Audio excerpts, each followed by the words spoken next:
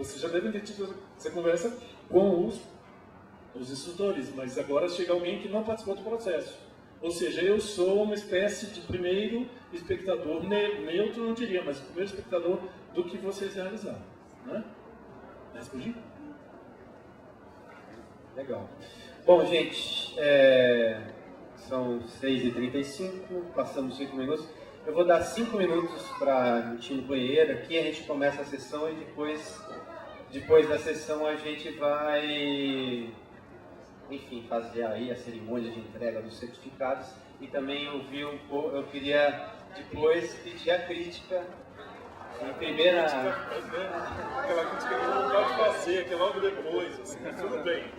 Mas eu acho que tem que ser bem crítico, porque eu sou o professor mais crítico que eu aqui, eles acabaram comigo e eu falo, pô, o papel do crítico é esse, é saber colocar também, não ter medo de levar tapa ou de receber carinho.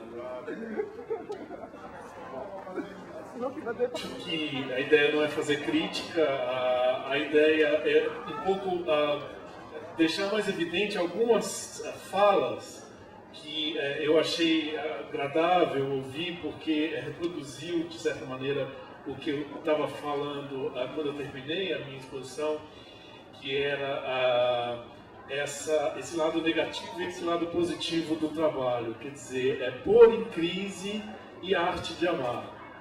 Na fala de todos vocês, vinha uma espécie de progressão de uma coisa para outra. Quer dizer, nossa, como é difícil, nossa, como foi difícil tolerar, nossa, a gente não tinha roteiro, não sabia como é que ia fazer, nossa, a gente quase jogou a toalha. E aí, depois que se projeta, quer dizer, depois que vocês se projetam, né, nas experiências, essa história da arte de amar vira justamente o tal do fenômeno coletivo. Quer dizer, é coletivo no trabalho em grupo e é coletivo no momento que vocês compartilharam essas ideias conosco. Né? A Eliana, no finzinho da fala dela, ela chamou a atenção para os sentimentos que são, enfim, coisas difíceis demais de colocar para fora, né? Fazer o outro compartilhar essa experiência dos sentimentos. E eu agregaria aos sentimentos a questão das ideias. Né? Quer dizer, como é difícil a gente ter uma ideia e colocar essa ideia a ponto de o outro entender o que a gente está querendo dizer. Né? E eu acho que no trabalho, nos 3 trabalhos, está muito claro, né, que tem uma ideia, né, e que o mais difícil é justamente fazer essa ideia, expressar essa ideia. A palavra é essa, quer dizer, colocar essa ideia, mesmo que seja no papel e depois do papel nas imagens. Né? Eu vou, sem que seja propriamente uma espécie de competição Copa do Mundo, eu vou reiterar o meu favoritismo para um trabalho que é o que teve, inclusive, uma reação mais calorosa do público, que é um trabalho de expectativa que vai crescente, justamente o do Ney, o Surto. Eu acho que esse trabalho de vocês tem uma qualidade aí que é justamente nos conduzir de uma maneira que a gente entra no filme um pouco pelo modo como ele nos expõe. Quer dizer, tem uma repetição, tem uma gestualidade que vai sendo marcada e tem um ritmo que é uma coisa muito curiosa, porque não é um ritmo só de imagens, não é um ritmo só do áudio do filme, mas que vem também pela musicalidade do filme. Então eu acho que ali tem uma construção muito, eu não diria sofisticada, mas muito pensada do ponto de vista dessas articulações. Em que momento em que esse maquinismo, né, vem nos colocar dentro do filme. E é curioso porque de um filme para o outro tem a passagem da mesma ideia, né? Sociedade, máquina e o maquinismo que entra logo em seguida na situação dos personagens ali na repetição deles. E no caso do Invisível, a gente tem justamente essa forma do discurso, né? Quer dizer, eu acho que tem ali um trabalho que também a poesia do Rafael, é isso? A poesia, já existia a poesia, você fez para algo.